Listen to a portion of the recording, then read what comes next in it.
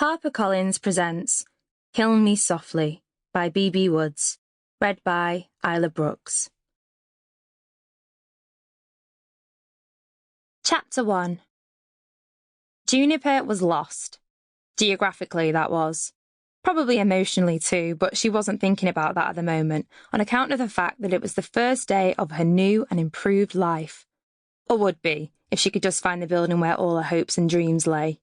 She swiped her sweaty curtain fringe from her eyes, nerves jangling as she looked around the grand college campus situated in the heart of London.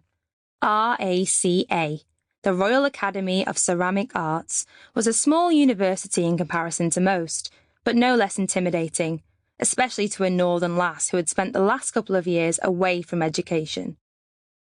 She currently stood in Potter's Square, a paved open space surrounded by tall, modern blocks of classrooms on one side and a cluster of historic Georgian buildings on the other. A far cry from the industrial red bricks and Gothic architecture of Manchester.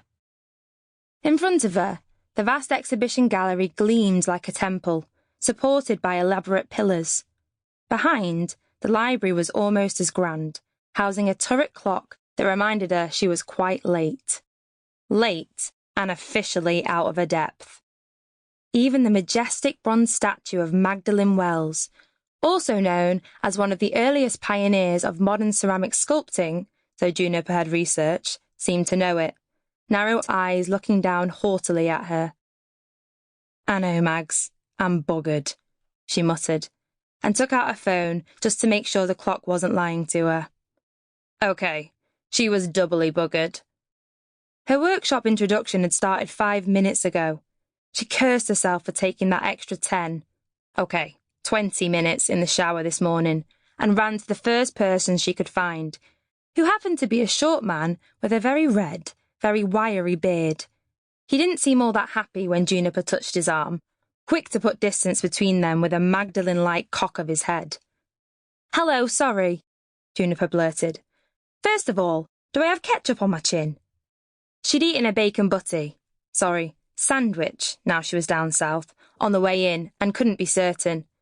He blinked, then said, "No." "Are you just saying that to get rid of me?" "Yes." He made to continue on his way, leaving Juniper to dash after him.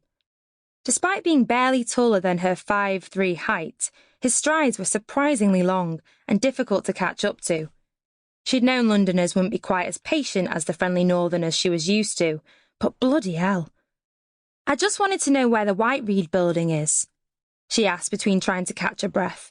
Power walking was not her strong suit, especially not with anxiety tightening her lungs. "No idea," he said, as he reached a heavy black door on the left side of the campus, the name of which read White Reed Building. Without deigning to glance her way, the red-haired stranger pushed through, leaving the door to swing shut in Juniper's mystified face. Not before she shouted, "Arsehole!" loud enough to garner a few perplexed looks from passers-by. She flexed her fingers tighter around the straps of her black leather backpack, trying to ignore the heat crawling up her throat. She would not cry. Not even if she wanted to turn back and go home, where everything was familiar and people were at least a little bit nicer to her. But also where she'd always felt aimless and out of place. "Come on, Junie. You're here. You made it. Just go in."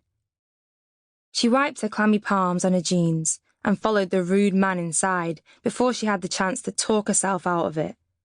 She'd be damned if some tweed-wearing ignoramus ruined this opportunity for her. Juniper was hit by the smell of paint chemicals and earthy clay, a sign she was in the right building and enough to set her skin tingling with anticipation.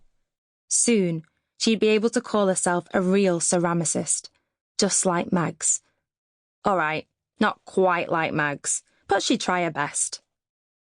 The lobby was modern and bright, with a notice board spanning one wall. A cluster of posters were tacked to the cork, advertising upcoming events both on and off campus. A few loudly dressed students loitered around glass coffee tables and yellow couches with their laptops, the patchwork cushions making the space feel less like a college and more like a common room. The walls were just as eye-catching, painted a Sample complete. Ready to continue?